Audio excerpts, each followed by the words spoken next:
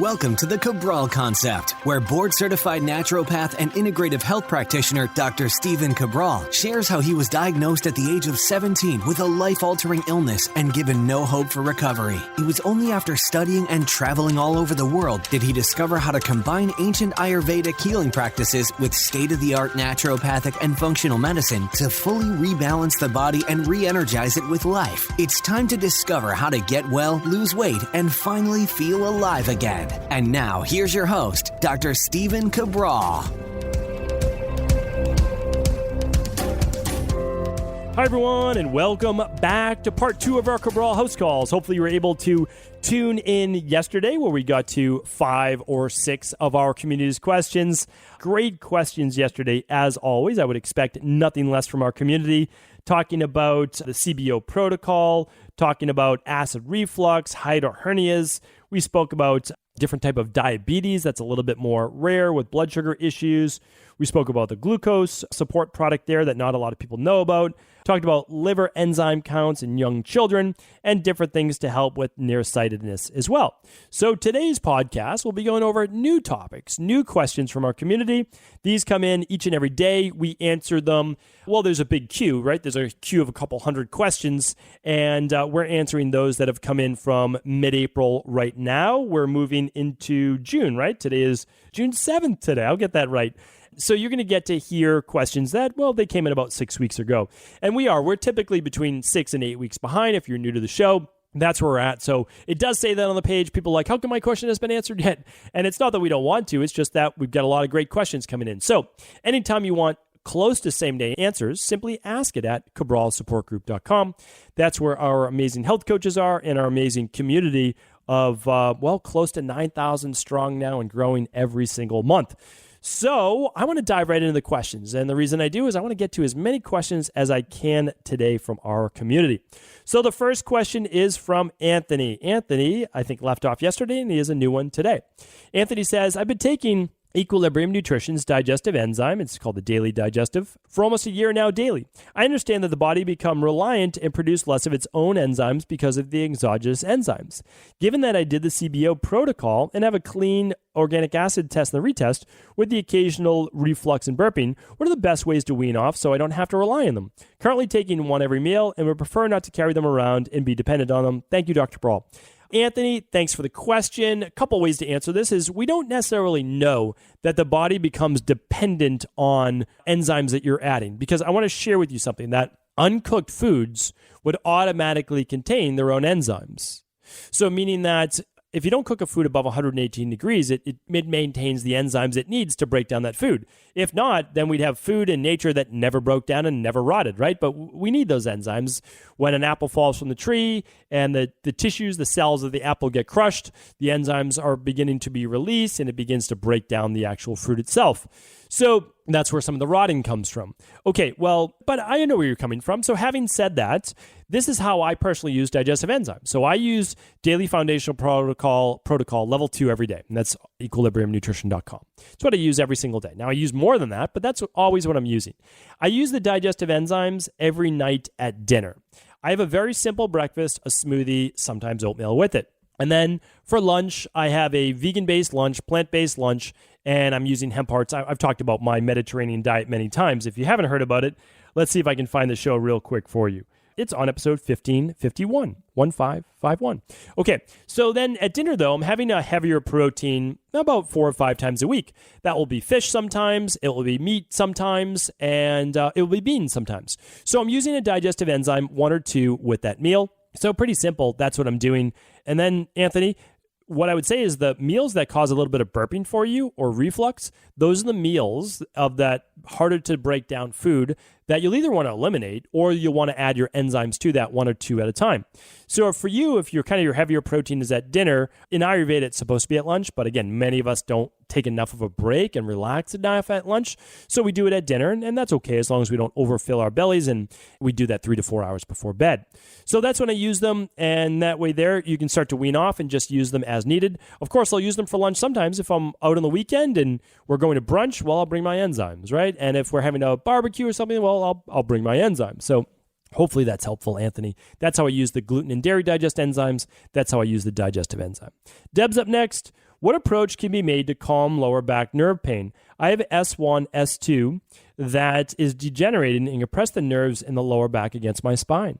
Western medicine wants to do back surgery that had a 60% chance of 80% or more relief. This is not an option for me. I still exercise and try to eat right, but at night I have nerve pain that can have a dull spasm running up and down my legs, which will take me from a sound sleep. Need your thoughts. Okay, couple things on this, Deb. When I was in private practice, like strength and conditioning, personal training, all that great stuff, I would work with people exclusively on a lot of this, meaning so I can give you the things to look into. I want you to begin using self-myofascial release, especially on the piriformis muscles. I want you to open up your psoas muscles. I want you to work on what's called the TFL muscle, so the extensors and the flexors, okay? I also want you to work on hamstring flexibility and ankle mobility.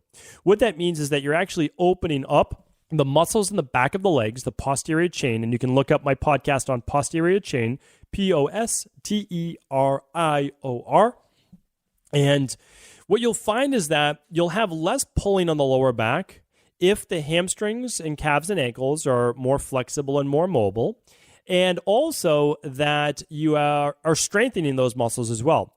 Oftentimes with exercise, we're over-strengthening the quads and under-strengthening the glutes and hamstrings. I want you to work on bridging. I want you to work on Supermans or Superwomans, however you'd like to refer them. I want you to work on opening up the hips especially, right? So a lot of mobility-based exercises, self-myofascial release, that will do a lot, right, on top of your exercises.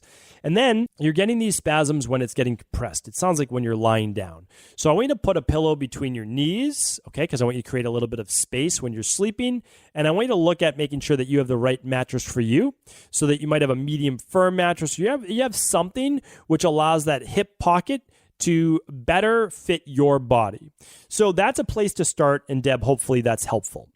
Salil is up next. Do you have any free courses? Yes, we have free courses. So what are those free courses that we have for you? Well, the first one that comes to mind is if you go to equilibriumnutrition.com/detox-course. All right. That is a free course that is available to anyone. And that is everything that you need to know. Not about cleanses, not about teas, not about juicing. All those things can be great. This is about a functional medicine detox that, in my opinion, everyone in the world needs to be doing. If you've read The Rain Barrel Effect, you know why. You know that we live in a world with over 77,000 man-made toxins and chemicals. Yes, your body detoxes those on a daily basis, but also, yes, your body still stores many of those, and you can actually find them on an environmental toxicity test or many tox screens out there. So equilibriumnutrition.com/detox-course. There's a free course that comes with Fatlocity. So yes, you have to purchase Fatlocity, but you get a $197 value course there that goes along with that, with boosting your metabolism and losing weight and keeping it off. And eventually we'll have one with our CBO protocol. For now, the other courses are at integrativehealthpractitioner.org. Those are paid for.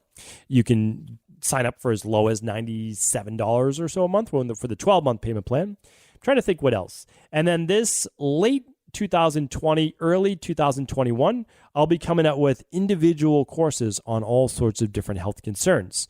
People have been asking for over 2 years for these types of courses for, let's say you can't afford to work one-on-one with the health coach. Let's say you can't afford to do other different types of training. I'm going to create relatively inexpensive courses, like less than the cost typically that it would cost to work with a health coach for a one-on-one. Now, again, there's huge value in working with a health coach, okay? Without a doubt, it can be life-changing. It was life-changing for me. But what if you can't afford that? Again, my job is to help people in all ways possible. So work with a health coach, run lab testing. That's the best. But how do we help people then beyond that? I have to be able to reach as many people as possible to help them change their life. And so that's my goal. So, Leal, hopefully that was helpful. Jimmy's up next. Hi, Dr. Cabral. I had a CT scan on my spine, not because of any real pain. It's a long story, but basically I had one. And it came back that I had a minor wedge fracture of the C6 and C7 spine. The doctor said that this could be from degenerative bone disease. Every now and then I will get shooting pain in my neck, and it's very painful. It happens very infrequently. I just wondered if there's anything I could do to combat this? Apparently, it's normal as we get older that the spine can start to decay. I wonder if it's my posture, I think that should say, or diet, that's making it worse though. I'm only in my 20s, so not too old. Any tips on how to heal or combat this? Thanks, Dr. Cabral. Okay, well, first of all, you're in your 20s, all right? So in your 20s, like I'm laughing because I'm just, again, like I understand where you're coming from. I'm not making light of the situation. I get it, but we say as we're getting older, but 20s is not older, right? The body is still in that transformative stage. So that is not from, like, degenerative bone disease would be, okay, well, let's say you played football, Jimmy, like all through Pop Warner, through high school, and through college. Sure, then you could have some degenerative bone in the spine because you were hitting with your helmet over and over and over. Okay, that's possible. But let's say that wasn't the case for you and you weren't leading head-on collisions with other people. Well, then we're looking at something else. Like, why would there be some wedge-based fractures in the cervical vertebrae? And for those people that don't know the cervical vertebrae, it's basically from the base of the skull down to almost your shoulder blade, okay? On the shoulder blades on the top. That's where your thoracic spine starts. So now we're looking at something different. Previous injury that didn't heal, I don't know. It's probably been way too long. Like, again, injuries like that you'd feel, and it should have already healed. You shouldn't still have a wedge fracture there.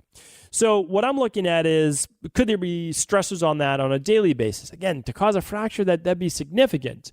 But it could be staring like your chin way too far forward in front of your shoulders. But you can have someone take a picture of you from the side. So just stand natural. Have someone take a picture of you from the side.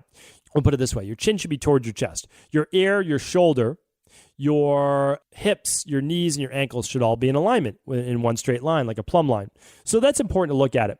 What I would say is because someone needs to assess you. So you need to go to a good chiropractor that does postural analysis for athletes and other people, or go to a good functional personal trainer, like a National Academy of Sports Medicine certified personal trainer that can look at postural analysis, or a functional range conditioning specialist.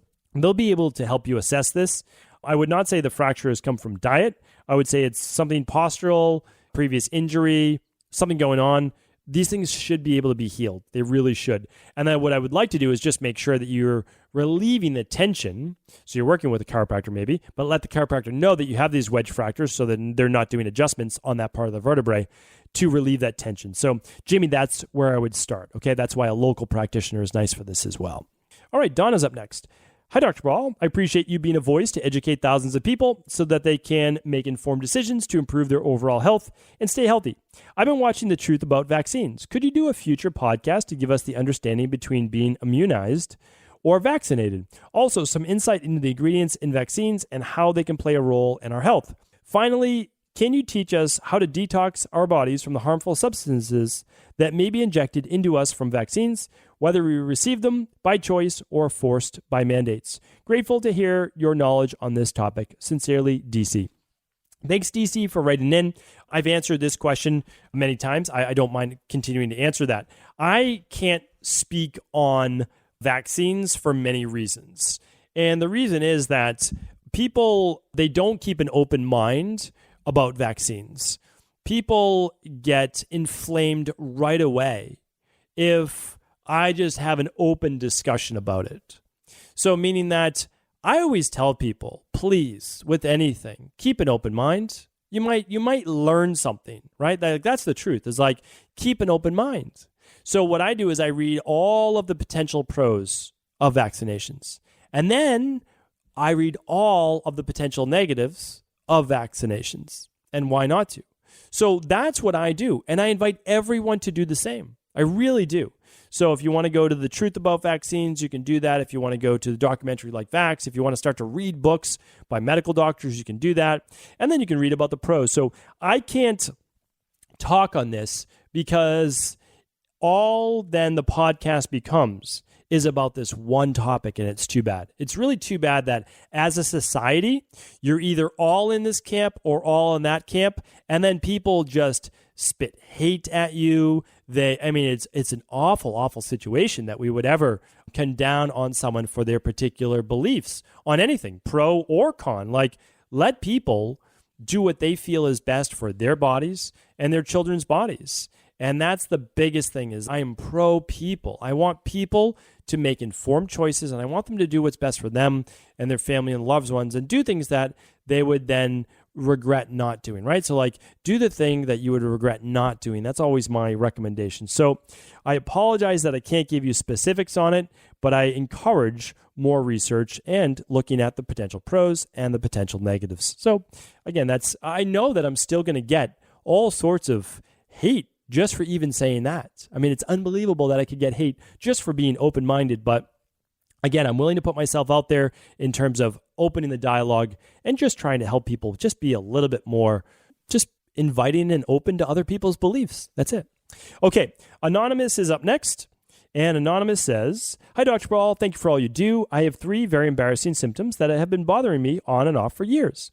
I don't know if they're related. The first is a bad smell coming from my vaginal area. I try to follow all recommended advices, breathable fabrics, loose clothing, etc., but it starts almost immediately after showering and it won't go away. I also have extremely smelly gas. It will last for a few days to a week. It usually comes back every few weeks. I haven't been able to connect it back with a particular food. Lastly, I have a lot of pain, itchiness around my anus. I have switched to gentle soap, using a bidet, and hypoallergenic toilet paper. It usually bothers me the most after I wipe with toilet paper, but it will also irritate me at night. I look forward to any insight you may have." Anonymous, again, don't be embarrassed by these symptoms. These are normal things that many men or many women go through. In your case, women. But here's the thing. If you go to stevencabral.com/podcast, I know you didn't know to look for this, but I've actually answered it many times. It's called BV or bacterial vaginosis. So now that you know this, you can go to stevencabral.com/podcast and look up bacterial vaginosis. But I want to give you the straightforward answer as to what you need to do. All of them are connected.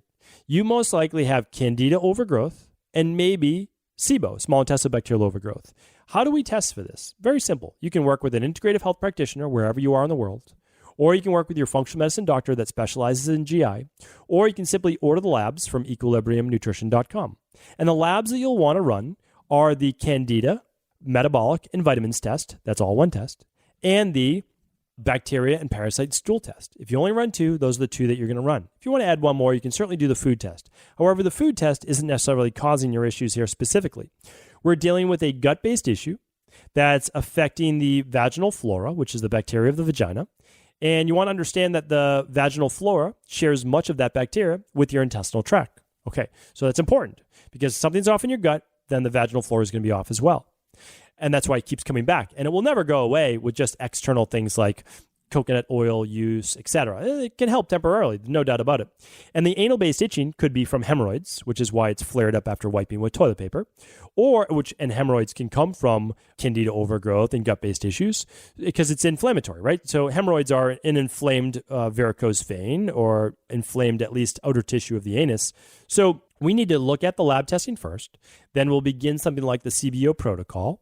Then we begin to replenish the good bacteria in the gut, and all of these things work together. So Anonymous, that's your answer, and you're welcome to go back to the external protocols as well. Again, we're not treating, we're not diagnosing, and we're not curing anything. That's not what we do. We work on the underlying root causes, but you can find out the different boric acid capsules that we use, etc. But again, that's only for external relief. We want to work on this from an inside-out perspective. Let's do one more question. James is up. Hi, Dr. Cabral. I have a question. I asked a question a while back about healthy bulking, and your answer really helped. Vata body type here. So I had a bit more diligent about deciding how to bulk up. Anyway, it's going well. I'll be transitioning into a cut in a few months when I reach my desired pre-cut weight goal. And my question was simply a reverse of my old one. How do I cut effectively and efficiently? There is not too much information on how to cut, mainly on how to bulk. So I wondered if you could point me in the right direction on how I should cut for best results. Obviously, I want to lose mainly fat, very little muscle. I've heard just go on a slight calorie deficit. Is it that simple? Should I be mainly reducing my carbs? Any tips? Thanks, Doc. Okay. Great question, James. You know I love talking about this topic. I should do a topic-specific podcast. I know it's not a lot of our listenership that wants to bulk up and put on a lot of muscle or a good amount of muscle and then kind of trim down, but I'm going to give you the answer right here. So if you are a Vata body type, it's more difficult. You're called a hard gainer. It's difficult to put on weight in the first place. Definitely difficult to put on muscle. So you want to make sure you don't lose that, right? So what I always did and what I teach people, to this day, and I've always taught, is that you want to be careful on reducing your strength training, and you want to be careful on reducing your overall calories and your carbs. In an ideal world, all you're actually doing is reducing a lot of those before bed carbs or dinner carbs to more vegetables, and don't reduce it during the day. That's already going to drop you by like 30 to 50 carbs just at your dinner meal. And that's also going to help with blood sugar stabilization overnight. And it's also going to enable you to tap into more body fat. Okay, that's one. That's the first. That's a good place to start. But actually, for a Vata-based body type, you can increase your walking on a daily basis, or light jogging or incline walking, or this is when to increase your cardio a little bit. Maybe you do some upright biking. So now you're not reducing your strength training. You're not even really reducing your calories because you want to keep those up to keep the muscle on, but you're increasing your caloric output through some cardio, and that's a great way to do it as well. So James, that's the first place I would start. Be careful. Whenever I cut my calories too much, my body, it's what bodybuilders call, it starts to go flat. So you actually, because what happens is when you reduce carbs too much, your muscles aren't as full because your body's not holding the water, and your muscles are about 70% water, a little bit over that. So you want to be careful with that. So I actually just started to reduce carbs either across the board at every meal, just pretty simple, take out 10, 20 grams of carbs at each one of those meals, or how I prefer to do it is just more with my dinner-based meal. And then I get to eat them during the day, and then I up my cardio. So James, that's the first place to start. Hopefully that was helpful. And thank you everyone for tuning into today's show. I appreciate you. Of course, if the information was helpful, please do feel free to share it with anyone you believe it could serve. Don't forget, tomorrow I'll be back to start our week off right. We're going to get into our Motivation and Mindset Monday. I do hope you'll join me then. Thanks so much. Take care. Have an amazing rest of the weekend and great start to the week. I want to sincerely thank you for your support of this podcast. I couldn't do it without you, and I mean that. I truly do. I also want to make sure you knew that we now have multiple ways for you to find your answers to the most difficult health, wellness, weight loss, and anti-aging questions. You can find podcast-specific topics like thyroid, adrenal, hormones, sleep, digestion, Ayurveda, and many more at stevencabral.com/podcasts that will then link you to your favorite Apple, Spotify, and other podcast players. Plus, all new podcasts and weekly exclusive video content is being added to our YouTube channel at youtube.com/Steven Cabral. And that's Steven with a PH. Head on over and subscribe so that you don't miss any of the exclusive content. Lastly, if you've ever found any of my podcasts or books to be helpful, I would really appreciate it if you could leave a review on iTunes or your favorite media player for the podcast. Rating and subscribing to the YouTube and podcast allow me to reach more and more people and help spread my mission of healing throughout the world. Thank you again for being a part of this movement.